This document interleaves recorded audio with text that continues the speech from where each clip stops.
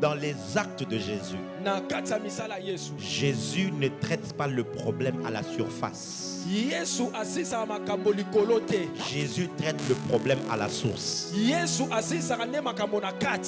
a regardé cet homme.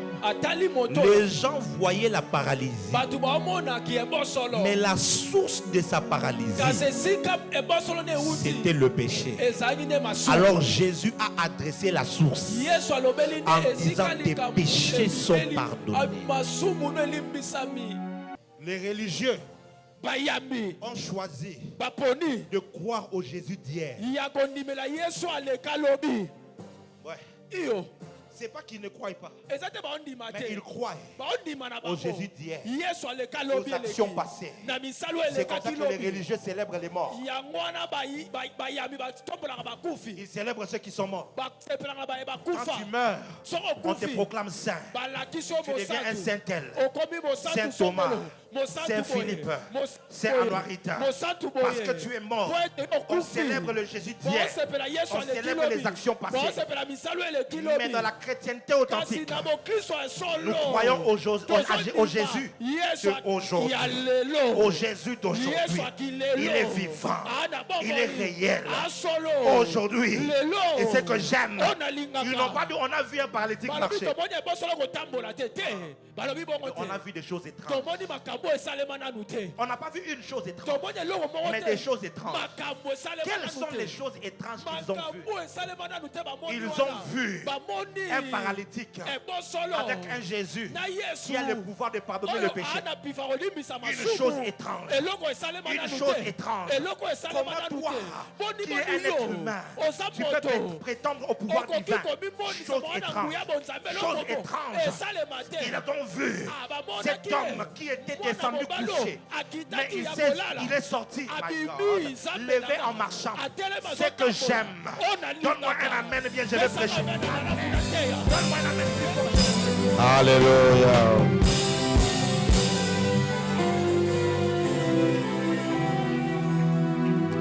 Wow, prends ta Bible avec moi.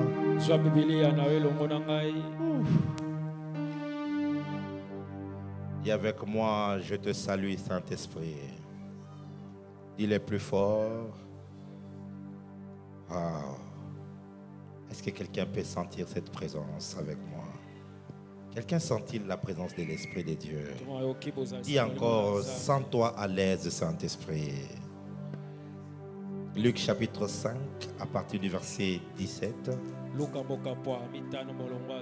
jusqu'au verset 26.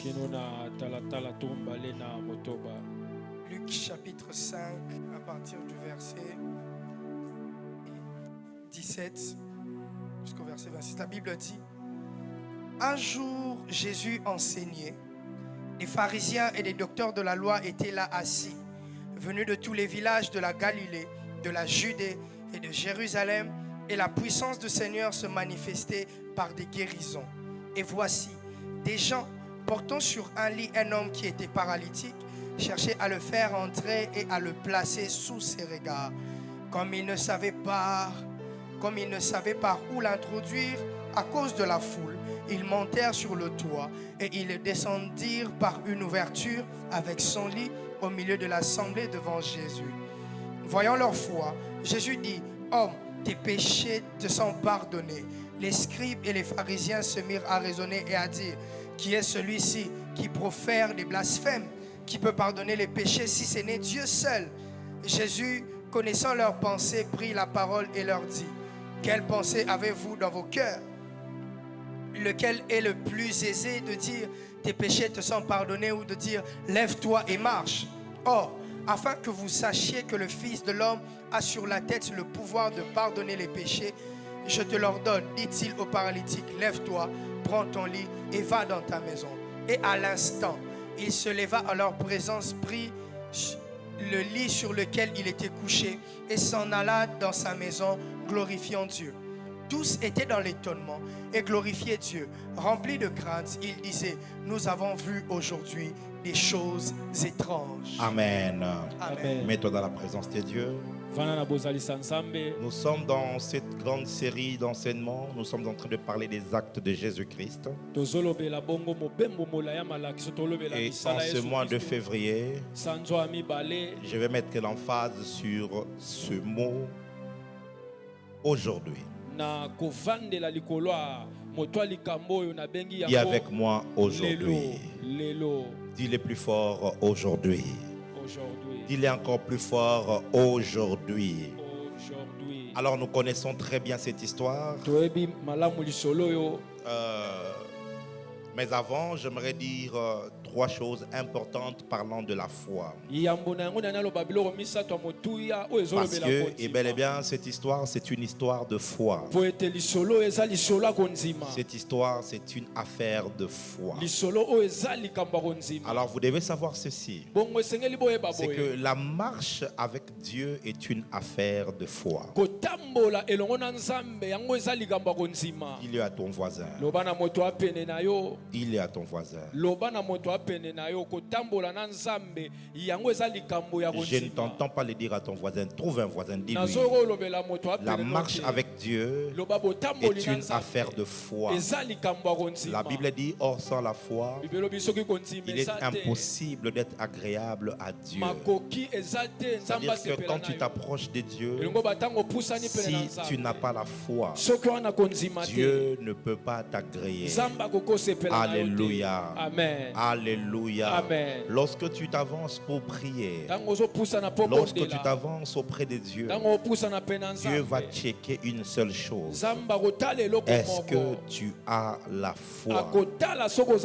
Alléluia. Amen. Alléluia. Amen. La deuxième des choses que j'aimerais dire déjà ce matin, c'est qu'un homme de foi ne passe jamais inaperçu dans la présence de Dieu. Je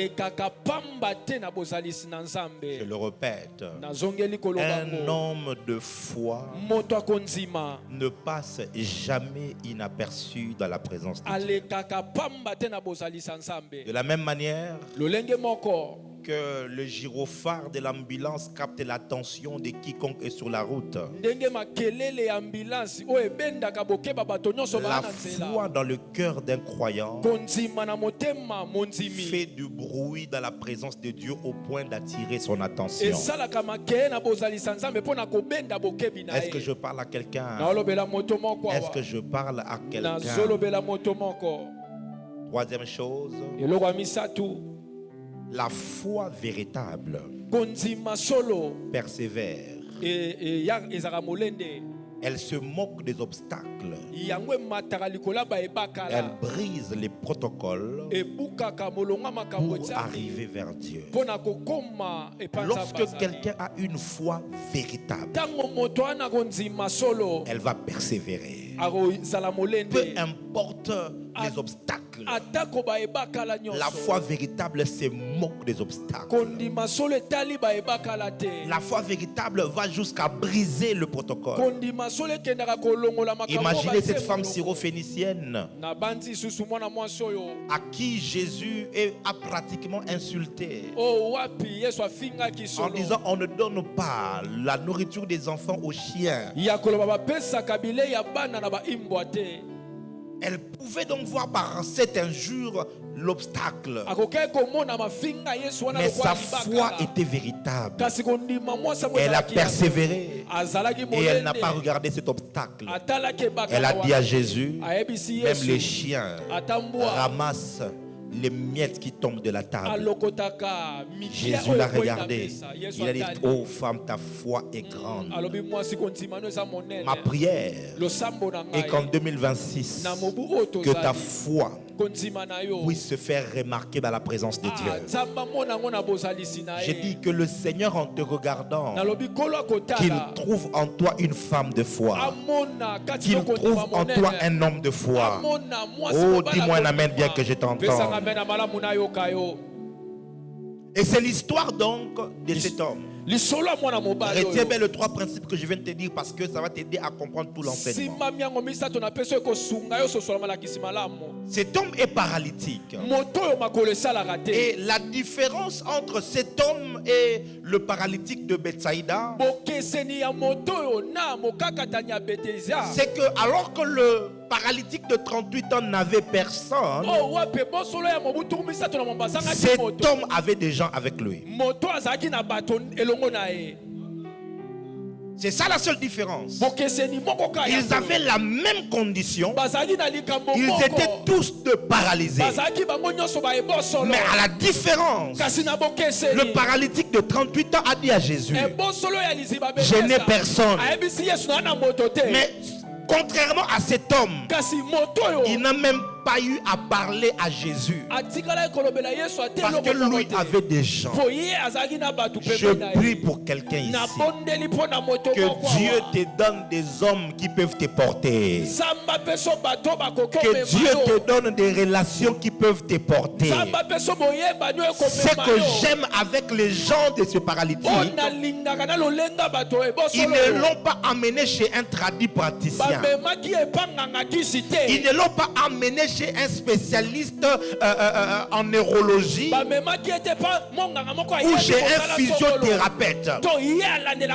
C'est les gens d'amis qui, lorsqu'ils ont vu que leur frère a un problème, ils l'ont porté pour l'amener vers Jésus.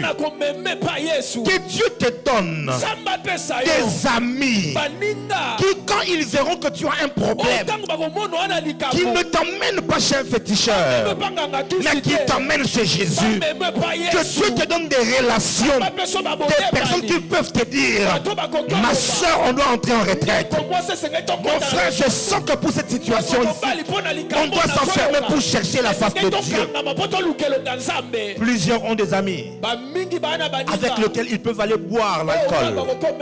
D'autres ont des amis qui peuvent les emmener au pique-nique. D'autres ont des amis qui peuvent les introduire chez un cabinet.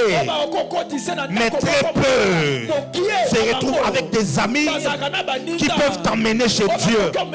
Mais bien aimé dans le Seigneur, aujourd'hui, je suis une bénédiction pour plusieurs, dans plusieurs nations.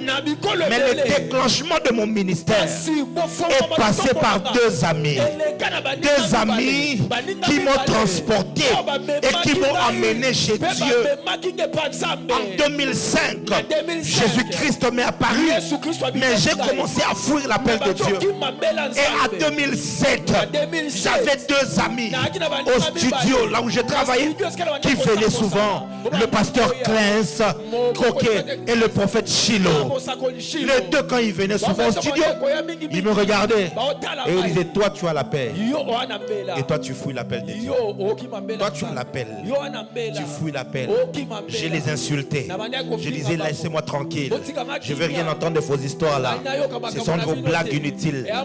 Mes frères et sœurs, ils insistaient tellement. Une fois ils sont venus, ils m'ont dit, on a besoin d'entrer en retraite.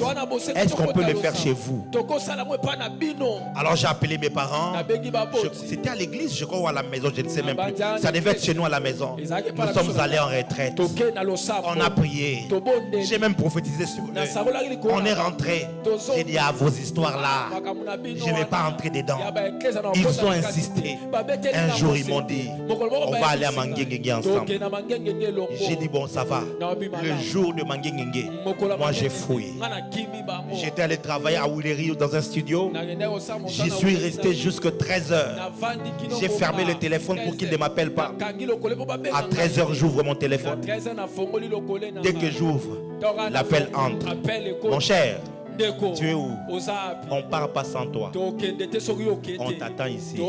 On doit partir ensemble. Aïe. Ces gens ici vraiment, je les ai fait attendre, je les ai fait traîner. Ils ont insisté. Ils m'ont vu comme cet handicapé, comme c'est paralysé. Lui là, on doit les prendre de force. Je suis arrivé à Lemba aux alentours de 15h, 16h. J'ai dit, mon cher, on t'attendait. Partons. Ils m'ont pris. Nous sommes allés à Mangengengue.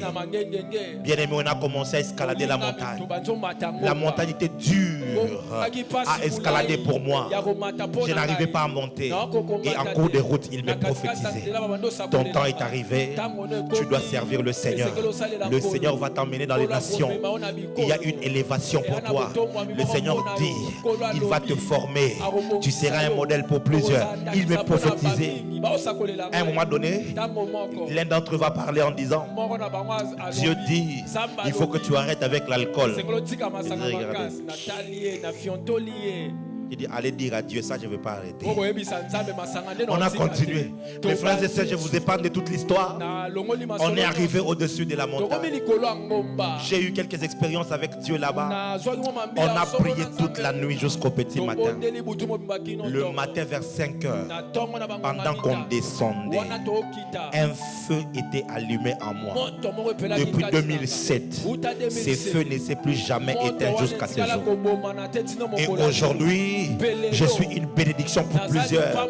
Mais parce que Dieu m'avait donné des hommes qui m'ont porté pendant que j'étais faible. Je prie pour quelqu'un ce matin, que Dieu te donne des bons amis.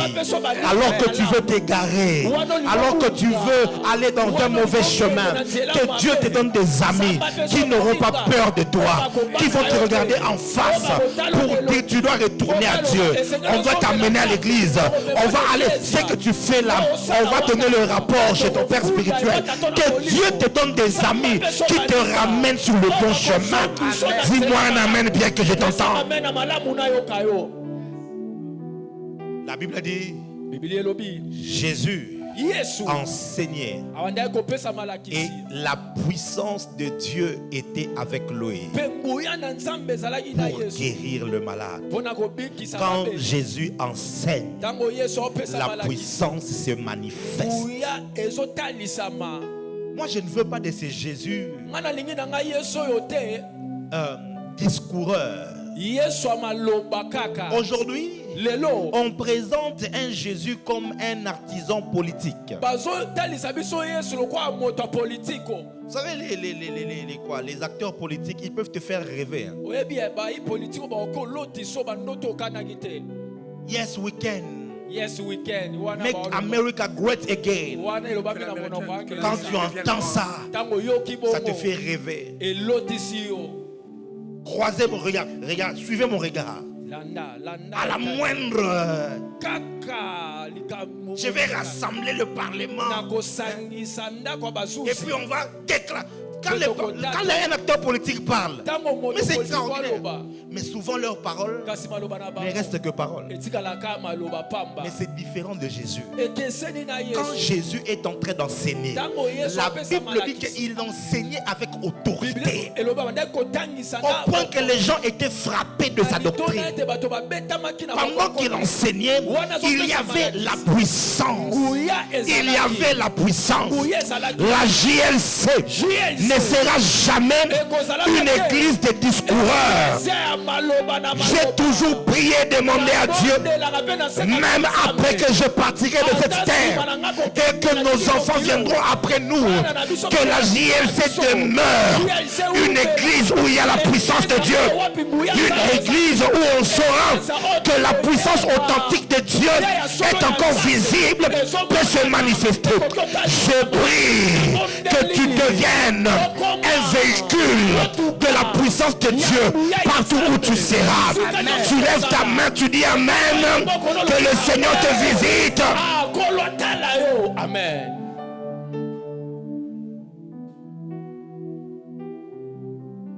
Quand tu as un problème, tes amis t'amènent où? Est-ce qu'ils t'amènent chez Dieu ou ils t'amènent chez d'autres personnes? J'ai parlé à une personne. C'est une histoire assez triste. La sœur a quitté l'église. Alors je l'ai quand même suivi après un temps pour savoir Pourquoi? Qu'est-ce qui se passe? Et pendant qu'on a commencé à parler, qu'elle s'est rendue compte que les choses qu'on lui avait dites étaient fausses, la personne va ouvrir son cœur. Il va me dire, vous voyez telle sœur là, au fait, elle m'avait mis en contact avec un groupe WhatsApp. Et dans ce groupe WhatsApp là, c'est que lorsque un homme cherche une femme, on te donne le deal et toi tu pars. Il dit, j'ai découvert que cette sœur-là, en fait, c'était une prostituée, les prostituées de haute qualité. Imagine que vous vous êtes retrouvé à l'église, mais la personne t'amène sur le chemin de la prostitution. Écoute-moi, les genres de tes relations vont déterminer la décadence ou l'excellence de ta vie. La Bible dit les mauvaises compagnies corrompent le bon mœurs.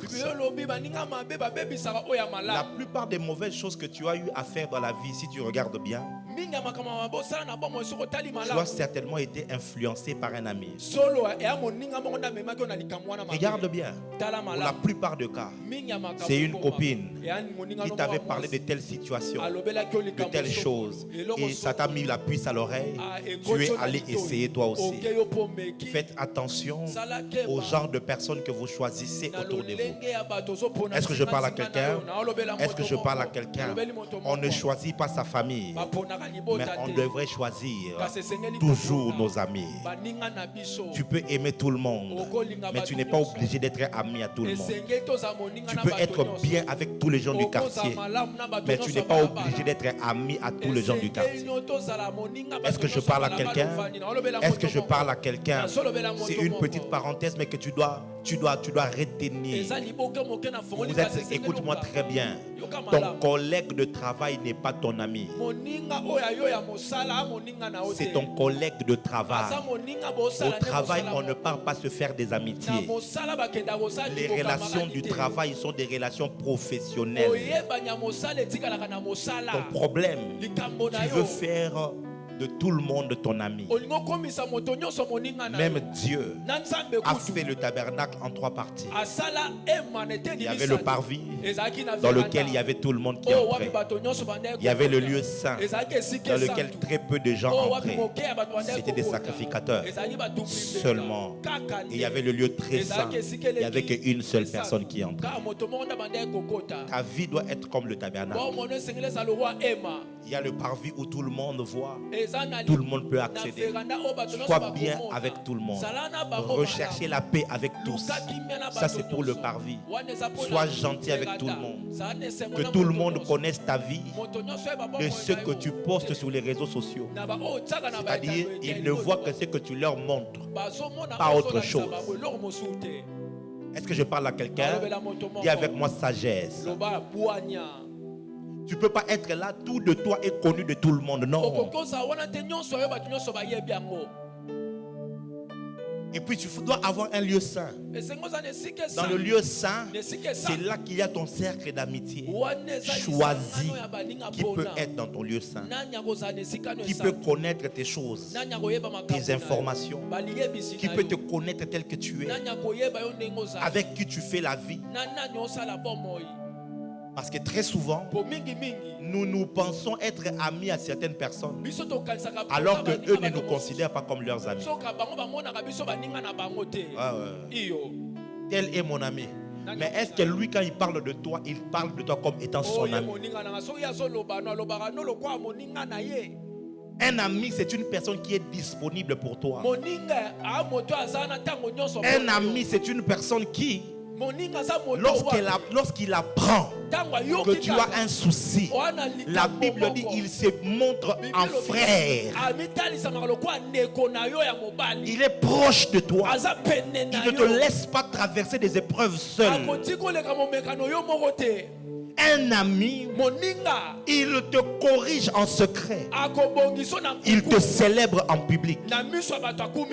Refuse toute forme de relation, des relations toxiques, où tu as quelqu'un qui ne te parle jamais en secret, mais il parle toujours derrière ton dos. Mais si tu vois que j'ai fait le mal, pourquoi tu ne me parles pas à moi, mais tu parles à tout le monde? Donc c'est-à-dire qu'il se fait le malin plaisir de détruire ta réputation, de détruire ton image. Même si tu es expressif, comment? Non. Si tu as un problème avec moi, parle-moi et que ça s'arrête là. Mais si après avoir parlé avec moi, tu dois parler à d'autres personnes, ça veut dire que tu es méchant. Tu n'es pas une bonne relation. Ah oui. Ah oui. Dans la vie, la loyauté doit être réciproque. Est-ce que je parle à quelqu'un? C'est un conseil que je donne à quelqu'un. Parce que beaucoup se laissent détruire à cause de... On ne subit pas de relations, on choisit de relations. En 2026, il y a des relations que tu dois couper. Tu dis en tout cas mon cher, on va rester loin. Mes frères et sœurs, j'ai eu un ami pendant une période que j'ai beaucoup aimé, que j'ai introduit partout où j'étais. Mais à un moment donné, j'ai commencé à voir certains signes. Et il a commencé à parler du mal de moi à certaines personnes. Dès que j'ai appris ça, j'ai dit, cette personne ici, moi et lui c'est fini. On reste de frères et sœurs dans le Seigneur. La relation d'amitié est finie. Finie complètement. Si tu veux avancer, tu dois avoir le courage, alléluia, d'assumer tes amitiés, mais d'être capable aussi d'arrêter certaines relations. Je ne sais pas pourquoi l'Esprit de Dieu me pousse à insister là-dessus. Mais il y a des gens comme ça, tu es victime. On te méprise en secret, on te diminue en secret. Il ne te célèbre jamais, il ne te poste jamais. C'est comme s'il a honte de toi. Toutes les efforts, c'est seulement toi qui dois fournir les efforts. Donc ça, c'est pas une bonne relation. J'ai dit, ce n'est pas une bonne relation. Est-ce que je parle à quelqu'un? La bénédiction de cet homme, c'est qu'il avait des gens. Est-ce que vous imaginez? Il est dans une condition de paralysie. Il est dans une situation de faiblesse. Il n'est pas capable de s'élever. Il n'est pas capable de marcher. Mais ses amis ne l'ont pas laissé. Ses amis ont porté la charge. Ses amis ont porté le fardeau. Et ils l'ont emmené auprès de Jésus. La Bible dit, Jésus, voyant leur foi, c'est-à-dire que ce n'est pas la foi de cet homme paralytique qu'il a qualifié auprès de Jésus, c'est la foi de ses amis, la foi des personnes qui étaient avec lui. Que Dieu te donne des gens qui croient en toi, des gens qui voient, malgré la paralysie d'aujourd'hui, tu es capable de marcher demain, my God. Des gens qui sont capables de le voir, malgré tes insuffisances d'aujourd'hui. Si on investit en lui, il peut s'en sortir.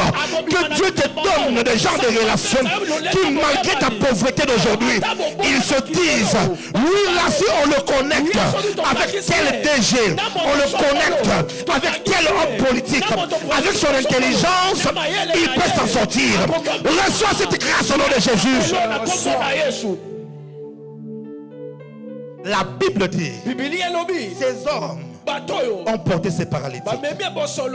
Ils sont arrivés devant Jésus. Quand ils arrivent, il y avait une telle foule. Il n'y avait aucun moyen pour eux d'accéder là où il y avait Jésus. Mais écoute-moi très bien. La foi véritable se moque des obstacles. La foule les a empêchés. Ils ne se sont pas arrêtés. Ils sont allés sur le toit. Est-ce que vous vous imaginez comment faire monter un paralytique sur un toit?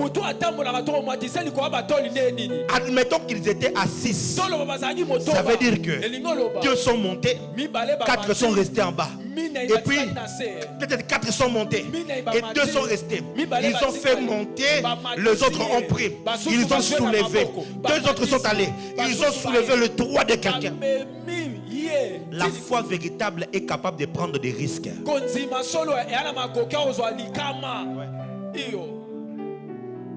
Et si on vous arrête, ce n'est pas chez vos parents, ce n'est pas chez votre maman, c'est chez quelqu'un d'autre. Vous venez d'arriver là, mais vous trouvez la maison de quelqu'un, vous prenez le risque quand même d'enlever la toiture. La foi prend des risques. Oh my God. La foi prend quoi? Des risques. Ils ont soulevé le toit. Et non seulement ça, deuxième risque qu'ils ont pris, ils l'ont fait descendre là où était Jésus. Et s'il se casse maintenant, c'est-à-dire qu'ils ont pris le risque que la situation s'empire. C'est comme quelqu'un qui a un problème de respiration à l'hôpital. Il est dans le réa ici. On l'a mis sous oxygène. Si on enlève, il ne respire pas bien. Maintenant, toi, tu viens, tu enlèves le respirateur pour l'amener à l'église. Tu prends le risque qu'il décède en cours de route. Il peut avoir, il peut faire une épicardie. Jesus. Chérie, je t'avais dit non, c'est long. Il peut faire une embolie pulmonaire. Il peut faire une crise et mourir. Mais la foi prend des risques. J'aimerais dire à quelqu'un, si tu veux vivre tes exploits avec Dieu dans le domaine de la foi, il faut que tu apprennes à prendre des risques. Le risque de faire des semences terribles, le risque de prendre toutes tes économies et de les amener chez Dieu, le risque de prendre l'argent de ta dot et d'aller s'aimer cela. Dans la vie, on dit qu'il ne risque rien. Rien. Le problème avec toi, tu es trop conservateur. Tu aimes prendre des précautions. La foi, c'est pas comme ça. En 2020, la Covid arrive. J'étais en train d'économiser de l'argent parce que j'avais l'intention de me marier. Donc je mettais de l'argent de côté et c'était arrivé une certaine somme d'argent. Covid arrive. Et vous savez quoi? Dieu me dit, prends cet argent-là. Fais des lives avec, serre-moi avec cet argent. Aïe. Il fallait appeler M. Caleb avec Aouchi Service. Et je le payais chaque semaine. Chaque semaine. Chaque semaine. Chaque semaine. C'était au-delà de $500 par semaine. Pour travailler mardi jusqu'à dimanche. Et on faisait des services. Les gens voyaient, on faisait des services. Ils ne savaient pas que c'était au prix de mon argent du mariage. J'ai utilisé tout l'argent. L'argent est fini. Quand l'argent est fini, j'ai commencé à faire des appels. Les gens donnaient un peu et on continue à faire des lives. À un mois, c'était je crois au mois de juin ou juillet, je ne sais plus où ou quoi. Dieu me dit que 2020 ne se passe pas sans que tu ne sois marié. Marie-toi. C'est comme ça que je le dis, c'est toi qui me donneras de l'argent. Parfois Dieu fait des choses qui énervent. J'ai tout donné et lui il vient, il dit il faut que tu te maries en 2020. Je regarde le ciel, je regarde la terre. Comment je vais faire? J'avais pris le risque d'obéir à Dieu, de donner ce que j'avais donné. Or, la loi de la semaille et de la moisson marche toujours. Mes frères et sœurs, Dieu m'a honoré avec un mariage royal. Ah oui, avec un mariage extraordinaire. Le coutumier de ça on a Maïcha Park na Gombe. Yo ça là coutumier na Gombe. Keba na. Nous l'avions fait à Maïcha Park na Gombe. On a un coutumier à Pamba. Le mariage coutumier. Ah Dieu, je te respecte. Je me suis marié sans aucune dette, même pas la dette d'un franc, sans aucune dette. Toutes les dépenses, le Seigneur a pourvu miraculeusement. Si tu veux faire des exploits avec Dieu, prends des risques. Je ne te dis pas de donner l'argent de la dot que tu as. Toi, tu n'as pas la foi. Comme le quoi Likelemba. Une ristourne. Est-ce que je parle à quelqu'un? Ces hommes ont pris le risque. Le risque d'aller vers Jésus, de trouver le toit, de le faire descendre. Écoute-moi. La foi a un langage. La foi s'accompagne des actions. Il y a ce qu'on appelle le langage de la foi. Il y a ce qu'on appelle les actions de la foi. Les actes de foi. Jacques dit, la foi sans les œuvres est une foi morte. Montre-moi les actions que tu poses. Je te dirai si tu as la foi ou non. Beaucoup de personnes disent qu'ils ont la foi, mais lorsqu'ils sont face aux situations, leurs actions accusent le manque de foi.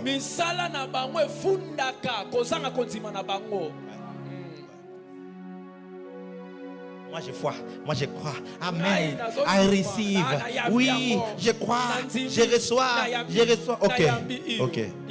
Tu rentres à la maison comme ça. Et puis pam, l'argent que tu avais pour le voyage là, on a volé ça. Nga bo sakananga. Blague avec moi. Donc tu as ça. On part chez les féticheurs.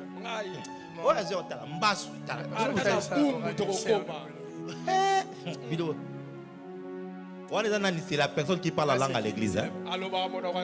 Tu disais avoir la foi, mais devant les épreuves, tes actions ont accusé un manque de foi. Pendant la nuit, ton enfant a fait une crise. Dès qu'il a fait une crise, écoute-toi. Maman, je suis mort. Le monde va dire quoi? L'enfant est mort. L'enfant a fait une crise. Toi, tu es en train de dire, oh, l'enfant est mort. Tu disais avoir la foi, mais tes actions ont accusé un manque de foi. Marche avec la foi. Quand tu es face à des difficultés, persévère.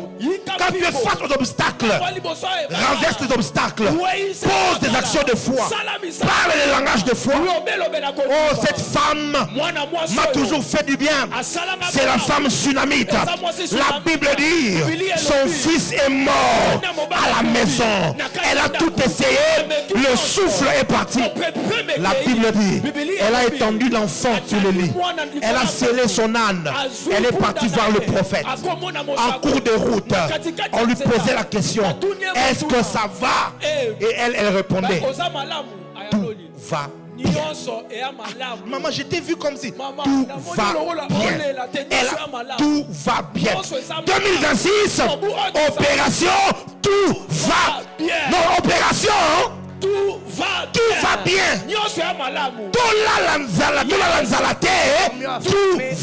bien. Mobalia boyanga toi boyanga te. Tout va bien. Makambwe simba toi simba te. Tout va bien. C'est le langage de la foi. C'est le langage de la foi. Elle est arrivée jusque vers chez le prophète. Géasi le regarde. Maman, il y a un problème. Il dit tout va bien. Il n'y a pas de problème. Ce n'est que vers le prophète qu'elle a pleuré. C'est pas toutes les personnes qui doivent voir tes pleurs en 2026. Tu as douleur au dos, douleur à la jambe, tu as douleur au cœur.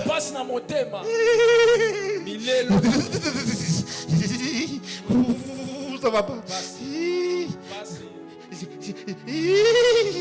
Maman Nini. Regarde la situation là. Regarde le pied. Tout va bien. Satan, tu as menti. Je n'ai pas rendez-vous avec la maladie. Je n'ai pas rendez-vous avec la mort. Tout va bien. Ma maman bolo ba amen. Les mamans disent amen. Ma maman na nina kamen na bino. Les mamans, j'aimerais entendre vos amens. 2026 botambola na kondi. 2026 marche avec la foi. Surtout ba maman, on dirait que bino na kondi maboswana. On dirait que vous avec la foi vous êtes Nicolo penza mbongo pasi zomona na te mbongo elimwe. L'argent a disparu. Ngana koka kampiaka te mpiaka penza epesa anga kanda te. 2026 changer nanu. 2026 change. Piaka eye otali mpiaka. Oyebi si tout va bien. Tout va bien. Est-ce que je parle à quelqu'un? Change de langage. Adopte un langage de foi et aussi pose des actions de foi. La Bible dit Jésus, ayant regardé leur foi, la foi de ses amis, il regarde cet homme et puis il lui dit, tes péchés te sont pardonnés. Mais attends, moi je suis paralysé. Ce que tu dois me dire, c'est reçois la guérison. Mais pourquoi tu adresses une affaire de péché? Écoute-moi attentivement. Dans les actes de Jésus, Jésus ne traite pas le problème à la surface. Jésus traite le problème à la source. Il a regardé cet homme. Les gens voyaient la paralysie. Mais la source de sa paralysie, c'était le péché. Alors Jésus a adressé la source en disant tes péchés sont pardonnés.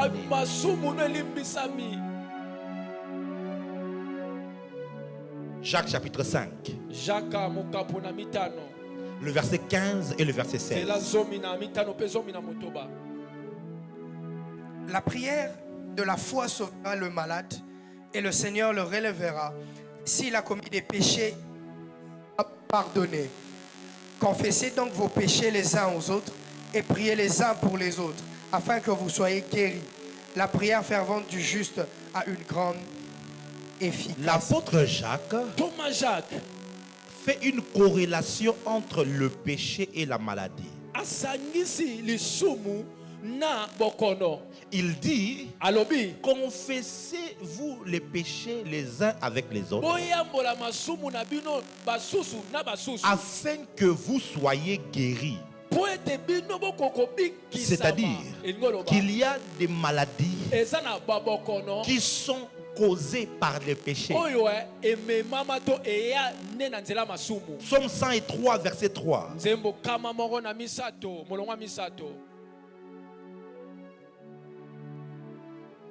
Psaume 103, le verset 3, la Bible dit, celui qui pardonne toutes tes iniquités, qui guérit toutes tes maladies. Il pardonne toutes tes iniquités, qui guérit toutes tes maladies. Il guérit toutes tes maladies. Mes frères et sœurs, la Bible ne ment pas. La plupart des maladies que les gens ont dans leur vie sont causées par le péché. Je vous dis la vérité. Est-ce que vous savez que l'excès de table est un péché? La maladie de sucre, c'est l'excès au fait de glycémie, qui est monté dans ton sang. C'est l'excès.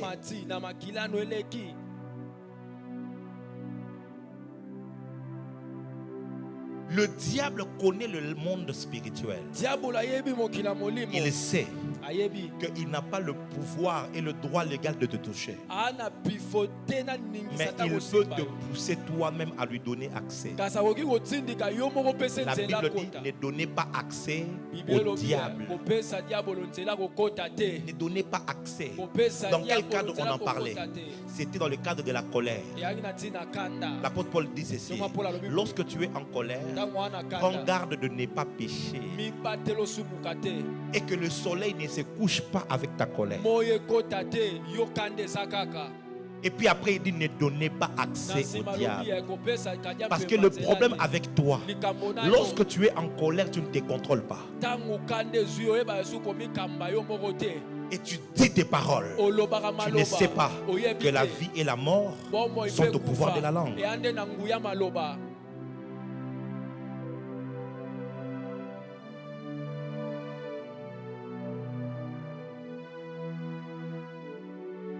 Yo, ce qui ngaï, na l'obisio lissus. Moi, si je t'adresse encore la parole, Lobaka qui va longo la mutu nanga likola kingo. Il se qu'on enlève ma tête sur la colère, tu dis une chose. Tu ne sais pas que tes paroles sont enregistrées dans le monde spirituel. Jésus a dit ceci. Dans les derniers jours, les hommes seront jugés pour toutes les vaines paroles qu'ils auront dites dans leur bouche. Les chrétiens congolais pensent que le seul péché, c'est l'impudicité. Alors, tant qu'il ne couche pas avec un autre homme ou avec une autre femme, il pense qu'il est saint. Alors que nous péchons, mais alors plus que même c'est lui qui a fait l'impudicité, peut-être il est sorti une fois. Peut-être c'était le week-end. Mais toi, dimanche après qu'il tu as péché, lundi, mardi, mercredi, jeudi, mais tu te moques de celui qui a péché une seule fois dans un week-end. Est-ce que je parle à quelqu'un? Maintenant, qu'est-ce qui se passe? Lorsque tu commences à pécher de la sorte, tu donnes accès à l'ennemi. Et l'ennemi va amener la maladie. Maintenant, qu'est-ce que tu seras en train de faire? Tu cherches à soigner la maladie, alors que la source de la maladie, c'est un péché non confessé. Les enfants de l'alliance ne sont pas censés tomber malades. C'est anormal. Mais c'est parce que il y a des péchés que nous commettons. Jésus regarde cet homme et lui dit: tes péchés sont pardonnés. Il y a des blocages dans ta vie à cause de certains péchés. Le manque de pardon est un péché. Jésus a dit ceci: si tu ne pardonnes pas à ton prochain, ton Père céleste ne te pardonnera pas aussi. Tu vois ton problème d'estomac que tu as, c'est parce que tu as refusé de pardonner des gens dans ton cœur. Et maintenant tu souffres d'estomac. Et le garçon a salanga. Jusqu'à ce que je n'oublierai jamais ça.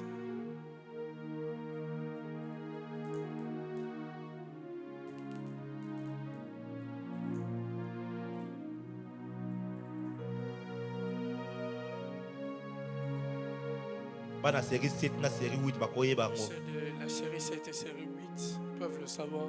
Frère Nyosh, alobelo mokalobi o osala osalinga etikali ele na motema c'est resté dans le. Je n'oublierai pas. Ngana koma na nga lokola moto baswai na nini na nguma comme un homme abanga mordu par un serpent. Il n'a plus peur. Bonga na yembi na lobinde eza maloba o asaki nini aloba. Socrate est chrétien. Toi, quand tu lis Socrate, est-ce que Socrate était-il un chrétien? Oh, Aristote est pasteur. Aristote était-il un pasteur? Il ne faut pas être complexé dans la vie. Mais au fait, beaucoup de gens sont comme ça. Ce matin, le Saint-Esprit te dit: ta guérison se trouve dans le pardon. Libère les gens. Pardonne cette tante-là. Pardonne cet oncle-là qui vous avait maltraité quand vous étiez jeune. Pardonne-le. Vous savez, quand tu as trop de gens enfermés dans ton cœur, ça se voit dans le visage. Tu n'es même plus heureux. Tu es tout le temps le visage fermé. Même si tu fais l'effort de sourire, ça se voit. Et tout homme spirituel, il peut voir qu'il y a quelque chose de ténébreux autour de toi. Pardonne. Est-ce que je parle à quelqu'un? Hier, pendant les zooms, j'étais en train d'expliquer quelque chose de comment les sorciers fonctionnent. Beaucoup de chrétiens ne connaissent pas les lois spirituelles et le fonctionnement de la vie spirituelle. Pourquoi Dieu va te dire qu'il faut fuir l'impudicité? Est-ce qu'il n'y a pas la puissance vraiment pour vaincre ça? Pourquoi Dieu doit te dire renonce à toute forme d'impureté, renonce au mensonge, renonce à la cupidité, renonce à toutes ces œuvres de la chair? Pourquoi la Bible doit te dire ça? Parce que le diable, dans le monde spirituel, il est comme pas un avocat, mais comme la partie civile, comment on les appelle? Le ministère public.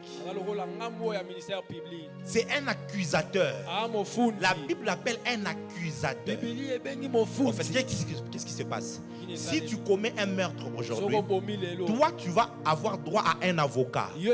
Mais il va y avoir un avocat du camp de l'État dans le ministère public qui viendra pour t'accuser. Et le diable, c'est un homme de droit. C'est un légaliste. Il connaît les lois de Dieu, les lois universelles que Dieu a établies. Il sait très bien que tu es un enfant de Dieu. Il ne peut plus te toucher, mais il va te pousser à l'erreur. Il va te pousser à violer les lois de Dieu. Et quand tu violes les lois de Dieu, on t'amène dans un tribunal. Tu vois? On t'amène dans un tribunal. Comment les sorciers font, par exemple? Quand un sorcier, par exemple, du quartier veut t'ensorceler, que les sorciers disent Amen. Amen.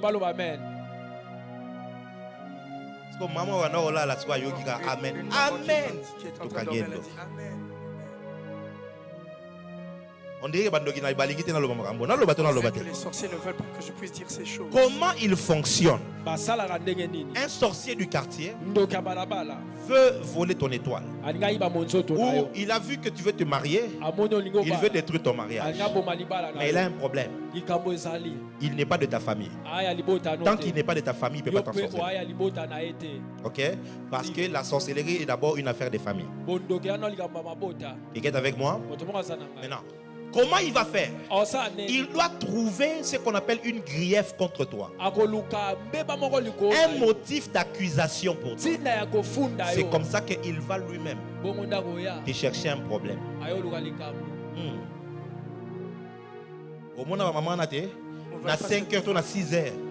Yozo bima pour qu'il y ait des classes. Au moins, il a habillé la cantine. Et tu la vois sortir avec. Et puis, il y a une et puis, il y a tout le monde l'autre. Oui, ma maman dans le quartier, non? Vous connaissez ces femmes-là dans le quartier? Et toi, à ce moment-là, les œuvres de la chair, on t'avait dit passe par les brisements, tu as refusé. Ça monte en toi. Moi,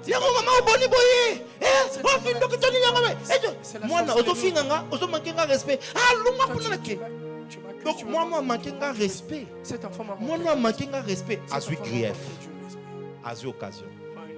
Akolala nango nakanda jour wana akotanda kwa avant 20h ake moi no ya mankinga respect moi no afinginga insulté ngai moi azela et elle va aller elle va tout faire, elle va se concentrer, elle part dans cette réunion.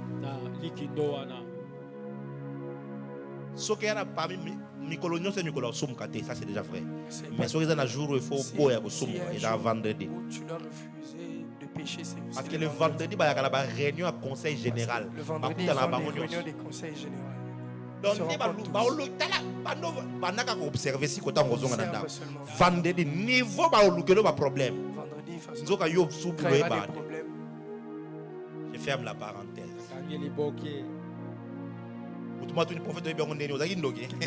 Prophète, comment connais-tu? Je suis prophète. Quand ils font les réunions, je vois. Est-ce que je parle à quelqu'un? Ce n'est pas dans mon message, mais je dois t'aider.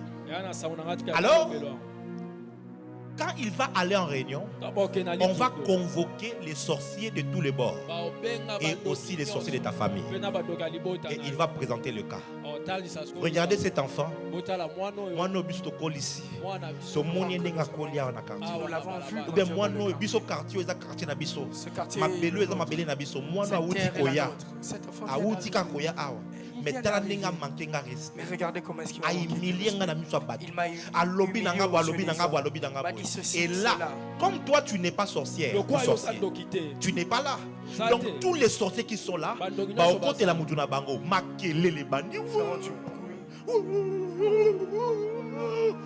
condamnation, il faut le condamner. Alors, celui qui est sur le tribunal va demander quelle sentence vous voulez tuer pour lui.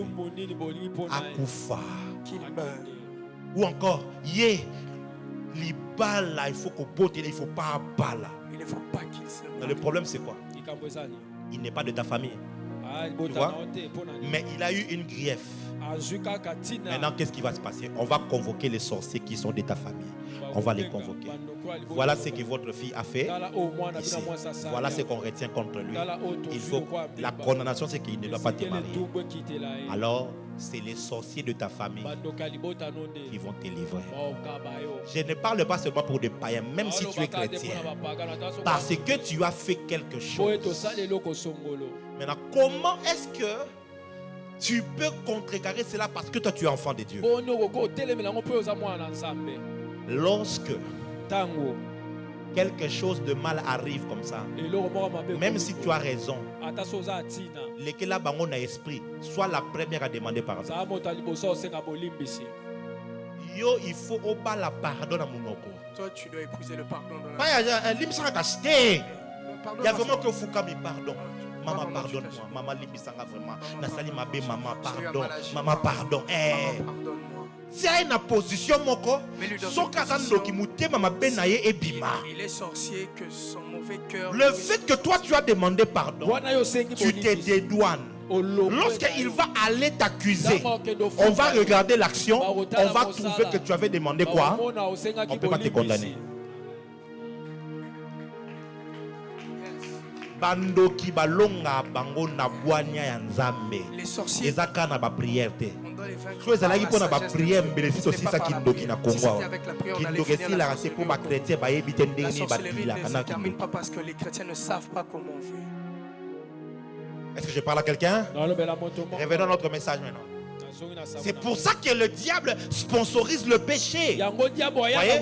Parce qu'il sait très bien que par le péché, il va avoir l'occasion et le droit de t'atteindre, le droit de t'attaquer avec la maladie, le droit de t'imposer quelque chose. Et là tu pries, tu cherches la guérison, tu cherches la solution. Il n'y a rien qui apparaît parce qu'il y avait quelque chose que l'ennemi retenait. C'est comme ça que quand Jésus regarde cet homme, il pose un acte glorieux. Tes péchés sont pardonnés. Tes péchés sont pardonnés.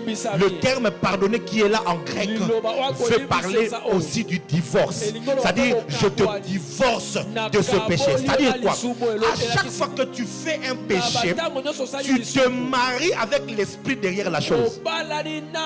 C'est comme ça que quand les démons t'oppriment, ils trouvent qu'il a le droit de faire ça. Alors qu'est-ce que Jésus fait? Il prononce le divorce entre toi et ce péché-là. Dès qu'il y a divorce, le démon ne peut plus t'attaquer parce que tu n'es plus marié à lui. Ce matin ici, tes péchés sont pardonnés. J'ai dit tes péchés sont pardonnés. Peu importe le péché que tu as eu à commettre, peu importe le mal que tu as eu à commettre, en vertu de l'autorité de l'évangile, il est écrit ceux à qui vous pardonnerez le péché, leurs péchés seront pardonnés. Ce matin, je décrète et je déclare au nom de Jésus-Christ, tes péchés sont pardonnés. J'ai dit tes péchés sont pardonnés. J'ai dit tes péchés sont pardonnés. Ainsi donc, toute chose que le diable avait avantage sur toi à cause du péché, aujourd'hui même, je prononce le divorce entre toi et ces démons. Je prononce le divorce divorce entre toi et cet esprit de mort. Je prononce le divorce entre toi et la paralysie. Je prononce le divorce entre toi et le diabète, entre toi et la tension. Je prononce le divorce partout où le diable s'était attaché à toi à cause d'une porte ouverte, à cause d'un péché. Ce matin, la Bible dit dans Psaume 103 verset 3, il est celui qui te pardonne de toutes tes iniquités. Et s'il a pardonné les iniquités, il te guérit de toutes tes maladies. Si Dieu peut pardonner tous les péchés, il peut guérir toutes les maladies. C'est comme ça que Jésus regarde les Juifs et il leur dit, lequel est plus aisé de dire que tes péchés sont pardonnés ou de lui dire lève-toi et marche? Mais afin que vous sachiez que le Fils de l'homme a sur la terre, my God, il n'a pas dit qu'il a dans le ciel le pouvoir dans le ciel, il l'a reçu après la résurrection, mais pendant qu'il était sur la terre, il dit afin que vous sachiez, les frères et sœurs, aujourd'hui Jésus est au ciel, nous sommes sur la terre, afin que vous sachiez que Jimmy Mbaya est fils de Dieu. My God, qu'est-ce que Jésus est en train de leur dire? La chose la plus difficile, c'est d'enlever le péché, c'est d'enlever, écoute-moi très bien, nako katabita pe anzete, nako pikola misisa anzete, nini amweza la kapasi et déraciné. Bitape anzete nde paralysé mutuana. Eza oyo ebimi na poisa. Oyo ese manifester na miso abasa. Wana eza effet pe conséquence ya lisumu. De oyo emonani. Nako kata etape, nako pikola, oyo ko pikola nde za pasi. Yesu nde bisabango. Si je suis capable de pardonner le péché, c'est-à-dire d'enlever la racine, couper la branche est facile. Si Dieu peut pardonner tes péchés, my God. Oh, la Bible dit, le salaire du péché c'est la mort. Le péché dont on parle, ce n'est pas l'action de péché, c'est la nature du péché que nous portons tous. Cette nature est difficile à enlever. Cette nature est une racine. Jésus disait aux Juifs, tu es capable, comment tu peux enlever la paille de l'œil de ton prochain et tu ne vois pas la poutre qui est en toi? La paille, c'est une petite chose extérieure que l'on voit, mais la poutre, c'est une colonne à l'intérieur. La poutre, c'est la nature pécheresse. Elle est difficile à enlever. On ne peut pas enlever le poutre. La paille est difficile, facile à enlever. Maintenant, Dieu, en sacrifiant Jésus sur la croix, en envoyant Jésus sur la terre, qu'est-ce qui s'est passé? Dieu n'a pas traité avec la paille. Dieu a traité avec la poutre. Dieu n'a pas traité avec les conséquences du péché. Dieu a traité avec la nature du péché. Jésus est venu pour traiter avec la source du problème, la source de ta maladie, la source de ta pauvreté. C'est le péché. Et si Jésus peut guérir le péché, alors il peut guérir la maladie. Si Jésus peut pardonner le péché, il peut donc guérir.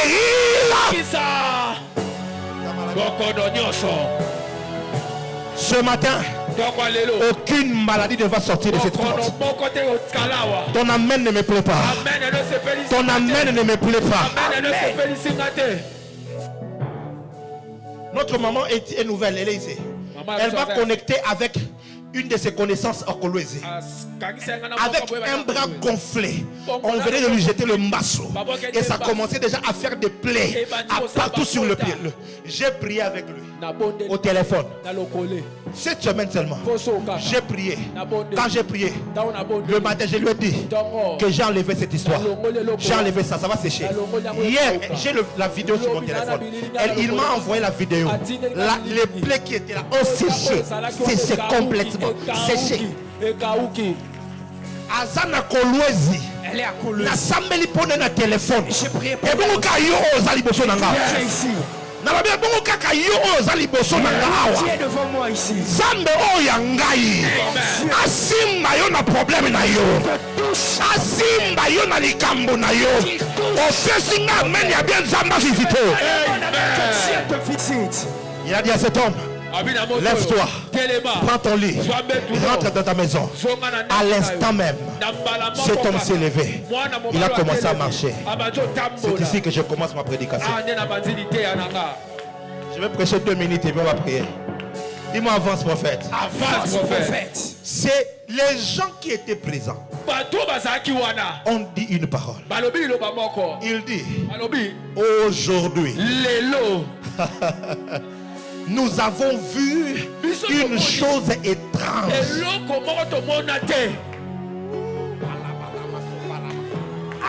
Une chose étrange. Aujourd'hui, nous avons vu une chose étrange. My God, my God. Je suis venu t'introduire dans la saison de aujourd'hui. Je suis venu t'introduire dans la saison de aujourd'hui. En fait, en disant aujourd'hui, ce qu'ils n'étaient pas en train de savoir, ils étaient en train de proclamer Jésus Dieu. Pourquoi? Parce que Dieu, quand il se présente à Moïse, Moïse lui pose la question, en quel nom je vais aller te présenter au peuple? Dieu parle à Moïse, tu leur diras, je suis celui qui suis. L'un des noms de Dieu, c'est aujourd'hui. Dieu n'est pas seulement le Dieu d'hier. Dieu n'est pas seulement le Dieu de demain. Dieu est le Dieu d'aujourd'hui. Il n'est pas seulement celui qui fera demain. Il est celui qui fait aujourd'hui. Dans la version King James en anglais, dans Hébreux chapitre 11, le verset 1, la Bible commence en disant, now faith is. Il dit maintenant, la foi est. La foi n'est pas une affaire de demain. La foi n'est pas une affaire du passé.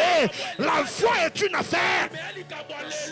La foi de ces 4 hommes, de ces 5 amis ou de 6 amis de ce paralytique, c'était du fait qu'ils savaient, puisque Jésus est là, le miracle ne sera pas reporté pour demain. Puisque Jésus est là, le miracle ne sera pas reporté pour plus tard. Si Jésus est présent, ton miracle, c'est aujourd'hui. Je répète, si Jésus est là, ton miracle, c'est aujourd'hui. L'ouverture de ta destinée, c'est aujourd'hui. La réception de ton miracle, c'est aujourd'hui. Ton mariage, c'est aujourd'hui. Ta guérison, c'est aujourd'hui. J'ai dit ta guérison, c'est aujourd'hui. Ton élévation, yes, aujourd'hui. Amen. Je ne sais pas qu'est-ce que tu cherches, mais Dieu ne va pas reporter cela à demain. Dieu dit ceci, quelqu'un qui va faire pour toi, il le fait aujourd'hui. C'est aujourd'hui. C'est aujourd'hui. C'est aujourd'hui. Lève-toi, prends ton lit et marche. C'est pas pour demain, c'est pour aujourd'hui. Cette plaie qui ne cicatrise pas est en train de cicatriser aujourd'hui. Cette douleur aux pieds qui t'ont toujours dérangé est en train de t'en aller aujourd'hui. Ce ne sera pas demain. Je ne te prêche pas le Dieu de demain. Je te prêche un Dieu qui est d'actualité. Jésus est monté. Jésus est monté au ciel. Jésus est monté au ciel. Et les théologiens disent que le livre de Hébreux est écrit à presque 70 ans après le départ de Jésus. Mais ce qui m'étonne, Hébreux 13, le verset 8, celui qui a écrit le livre des Hébreux dit, Jésus-Christ est le même hier. Et puis il est le même.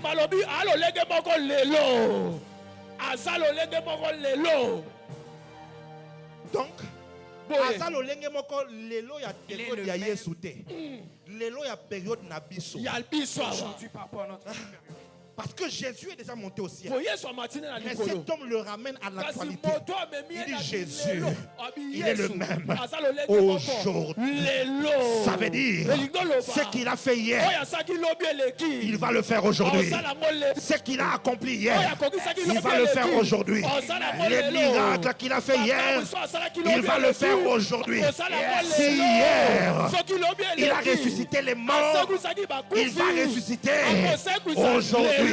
Si hier, il a fait lever les paralytiques, il va encore le faire aujourd'hui. Si hier, le poisson a vomi l'argent, il va faire miracle money. Yes. Les religieux ont choisi de croire au Jésus d'hier. Ouais. C'est pas qu'ils ne croient pas, mais ils croient au Jésus d'hier, aux actions passées. C'est comme ça que les religieux célèbrent les morts. Ils célèbrent ceux qui sont morts. Quand tu meurs, on te proclame saint. Tu deviens un saint tel, saint Thomas, saint Philippe, saint Anuarita. Parce que tu es mort, on célèbre le Jésus d'hier, on célèbre les actions passées. Mais dans la chrétienté authentique, nous croyons au Jésus d'aujourd'hui, au Jésus d'aujourd'hui. Il est vivant, il est réel aujourd'hui. Et ce que j'aime, ils n'ont pas dit on a vu un paralytique marcher. On a vu des choses étranges. On n'a pas vu une chose étrange, mais des choses étranges. Quelles sont les choses étranges qu'ils ont vues? Ils ont vu un paralytique avec un Jésus qui a le pouvoir de pardonner le péché. Une chose étrange. Une chose étrange. Comment toi, qui es un être humain, tu peux prétendre au pouvoir divin? Chose étrange. Chose étrange. Ils ont vu cet homme qui était descendu couché, mais il est sorti, my God, levé en marchant. Ce que j'aime. Donne-moi un amen, bien je vais prêcher. Donne-moi un amen plus fort, je vais prêcher.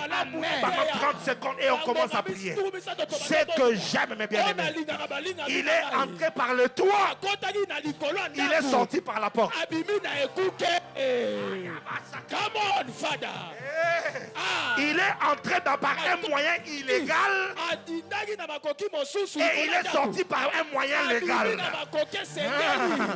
Quand il est entré, parce que les hommes lui avaient fermé l'accès principal. Ils lui ont fermé l'accès principal. Il est entré par le toit. Mais après avoir rencontré Jésus, il est sorti par la porte principale. Je ne sais pas quel toit t'a fait atterrir près de Jésus. C'est que je sais, peu importe la manière dont tu es arrivé près de Jésus, quand tu vas rencontrer Jésus, tu vas sortir par la grande porte. Je viens de voir une fille qui est venue à la JLC parce qu'on l'avait engrossée. Tu sortiras de cette porte avec un mariage voilé. Je suis en train de voir un homme qui est venu à la JLC parce que tu étais chômeur. C'est comme entrer par le toit, mais tu sortiras d'ici comme au cadre d'une entreprise. Amen. Bien, tu reçois cela. Tu mets bien, amène plus fort, tu reçois cela. Amen. Yes. La clé, c'est de rencontrer Jésus et d'avoir la foi. Que Dieu bénisse sa parole.